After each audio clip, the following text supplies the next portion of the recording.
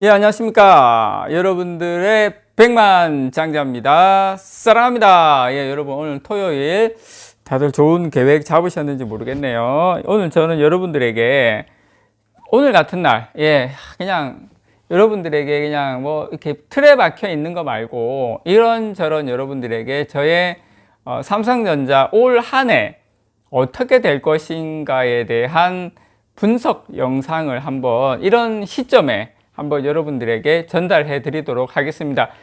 제가 참고한 것은 하이투자증권 보고서하고 메리츠증권 보고서하고 그 다음에 저의 썰 이 세 가지를 막 섞어서 여러분들에게 한번 전달을 해 드리도록 하겠습니다. 일단 여러분들께 요건 제가 말씀드릴게요.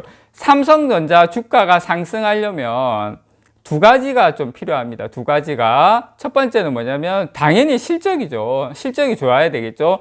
두 번째는 뭐냐면 유동성입니다. 글로벌 유동성. 일단 여러분 요거 한번 보십시오. 이게 글로벌 유동성 YOY 증가율하고 삼성전자 PBR 배수인데 무슨 말이냐면 그냥 글로벌 유동성이 파란색이고 예, 그 다음에 이제 회색이 삼성전자 PBR 배수인데 이게 삼성전자 주가라는 거죠. 그래서 유동성이 높으면 삼성전자 주가랑 같이 가죠. 그러니까 사실상 글로벌 유동성과 삼성전자 주가가 거의 같이 움직인다 이렇게 볼 수 있습니다. 제가 서두에 말씀드렸다시피 삼성전자 실적하고 그 다음에 삼성전자과 관련된 주변의 유동성 두 개가 같이 맞아떨어지면 주가는 날아가겠죠. 그래서 이제 유동성이 좋으면 주가도 가고 실적이 좋으면 당연히 가야 되는 거고요. 자, 실적은 아직 몰라요.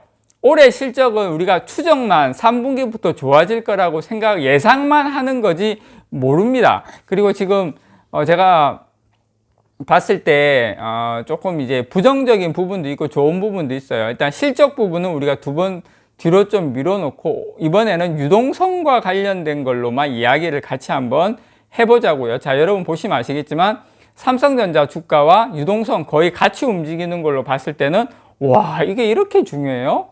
와, 이 정도예요, 유동성이? 이렇게 생각을 할 수가 있겠죠. 자, 그런데 여러분 아셔야 될 게 뭐냐면 이 유동성은 크게 두 군데에서 나와요. 일단 미국, 그 다음에 중국이죠.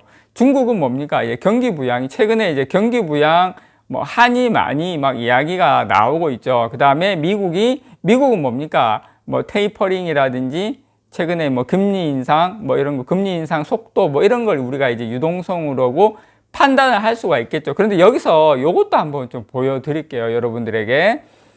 중국의 이제 크레디트 임펄스 지수인데요. 이게 중국 쪽에 크레디트 임펄스 지수가 올라가면 중국의 이제 소매 매출도 올라가는 건데, 여러분 이제 검정색이 중국 크레디트 임펄스 지수인데, 이 보시면 2020년도 하반기부터 해서 쭉 올라와서 이제 훅 떨어졌는데, 이 올라올 때 삼성전자 주가도 같이 올라왔거든요. 그래서 이게 중국 쪽의 유동성 이미 우리나라 경제, 특히 삼성전자는 사실 미국의 영향을 많이 받기도 하지만 사실 중국의 지금 영향을 상당히 많이 받고 있습니다. 지금 올해 여러분 작년에 전 세계적으로 주가가 안 오른 게 바로 중국하고 한국이에요. 그래서 우리나라는 미국 쪽도 물론 영향을 많이 받지만 중국 쪽에도 상당히 영향을 많이 받고 있다. 그리고 반도체 수출의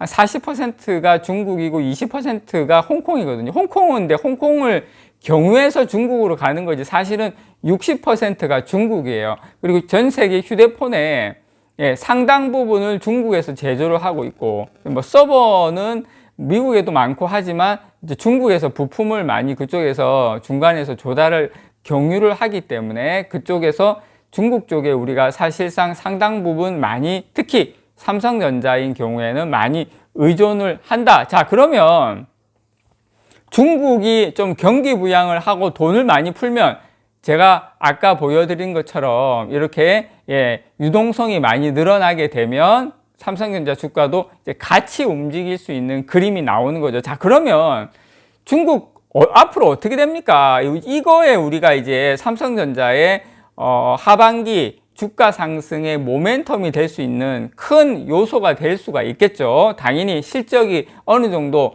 하반기부터 받쳐준다는 가정하에, 자, 3월 5일 날 뭐가 있냐면 중국의 전인대가 있습니다. 이런 전국 인민대표회의가 있어요. 3월 5일 날 전인대가 있고, 그리고 가장 중요한 게 뭐가 있냐면 중국이 올해 10월 달에 당 대회가 있습니다. 공산당 대회. 이때 시진핑 국가주석이 세 번째 연임이 할 수 있느냐 없느냐를 이때 결정을 지어요. 그렇지만 여러분 다들 아시는 것처럼 당연히 되겠죠. 당연히 되겠지만 이때 그냥 스무스하게 되냐, 좀 시끄럽게 될 것도 없겠지만 스무스하게 되냐 아니냐는 요때 좀 경기가 좋고 분위기가 좋으면 어떻겠습니까? 스무스하게 되겠죠. 자, 여러분 이거 한번 보십시오. 이 메리츠 증권에서 나온 추정치인데, 이게 지금 중국의 GDP 이제 회복하는 이제 속도인데,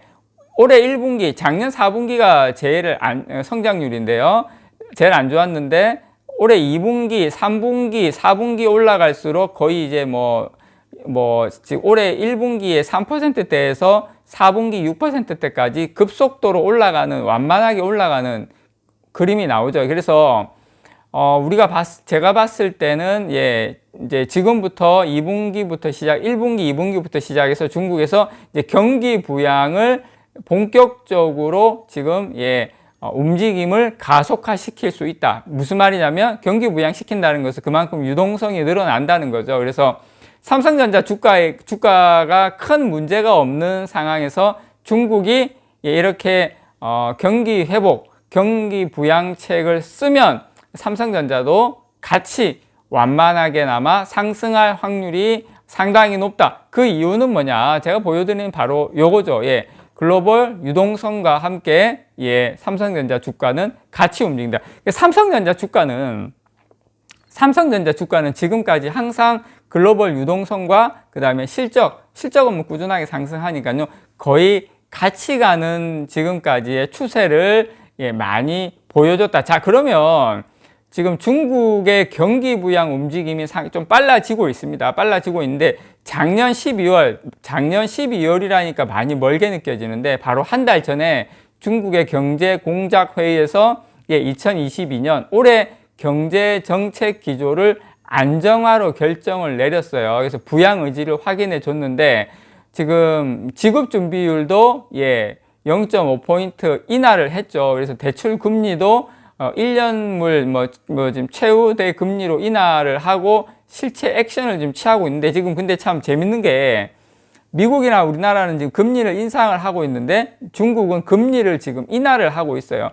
그만큼 경기 부양책에 대한 유동성 증가를 시키는 거에 대한 힘을 많이 증가시키고 있다. 그렇게 여러분께 말씀을 좀 드리고 싶고요. 그럼 지준율 추가 인하를 지금 준비를 하고 있고, 그 다음에 재정 정책을 조기 집행하고 민간 중심의 인프라 투자를 확대하는 쪽으로 중국은 지금 부양책의 강도를 지금 추진을 하고 있다. 추가 인하 등, 금리 추가 인하 등 추가 부양 카드를 지금 꺼내 들고 있다라는 거 여러분께 말씀을 드립니다. 그래서 오늘은 이 세 가지 이유, 우리가 이제 요런 경기 어떤 유동성과 관련해서 삼성전자 주가의 흐름에 대해서 여러분께 말씀을 좀 드렸는데요. 그래서 이 중국이 이런 식으로 경기 부양책을 하면 삼성전자가 올 한 해 이 유동성으로 해서도 상승할 수 있다는 거 여러분께 다시 한번 말씀을 드립니다. 이상 여러분들의 백만장자였습니다. 사랑합니다, 여러분.